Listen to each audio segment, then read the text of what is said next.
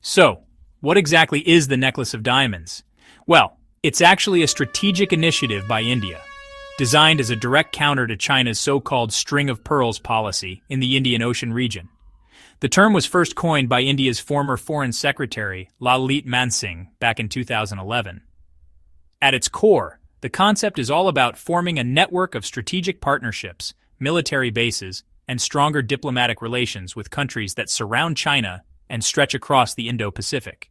Now, while China's String of Pearls involves developing a series of commercial and military facilities that stretch from mainland China through the Indian Ocean, primarily aiming to encircle and put pressure on India, India's Necklace of Diamonds is meant to create a counter-ring. This counter-ring is designed to curb Chinese maritime expansion and influence in the region. So, how does India actually go about implementing this strategy? Well, India's approach involves a few key steps. First, it's about strengthening its naval presence by developing and upgrading its own naval bases, especially the Andaman and Nicobar Islands and Lakshadweep. These bases are really crucial for monitoring Chinese movements, particularly around the Malacca Strait, which is a vital trade route for China. Next, India is establishing strategic overseas partnerships and bases. For instance, Chabahar Port in Iran offers India alternative trade routes and directly counterbalances China's role at Pakistan's Gwadar Port. Then there's Sabang Port in Indonesia, which grants India direct access to waters near the Malacca Strait, boosting maritime oversight. Duqm Port in Oman provides India with logistical and refueling options, which are super important for operations in the western Indian Ocean.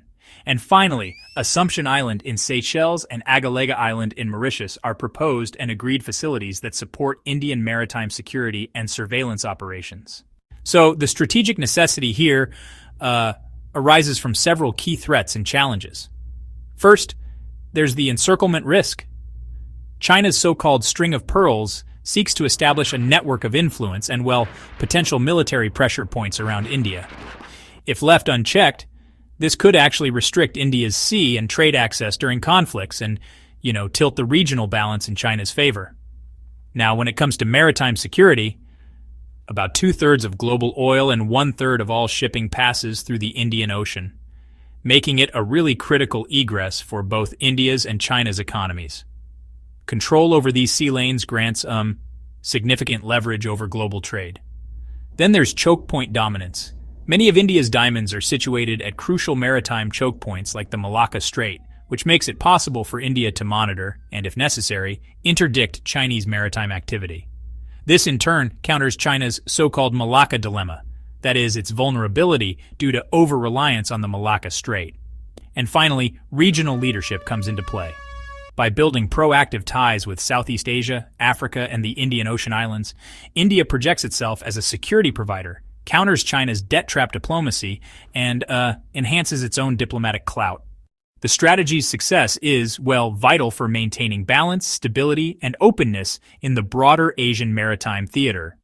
Through a blend of military, diplomatic, and economic engagements, India not only defends its own interests, but also helps reassure smaller regional states that are facing aggressive Chinese tactics. So, if you found the video insightful, hit the like button and subscribe. And see you in the next video.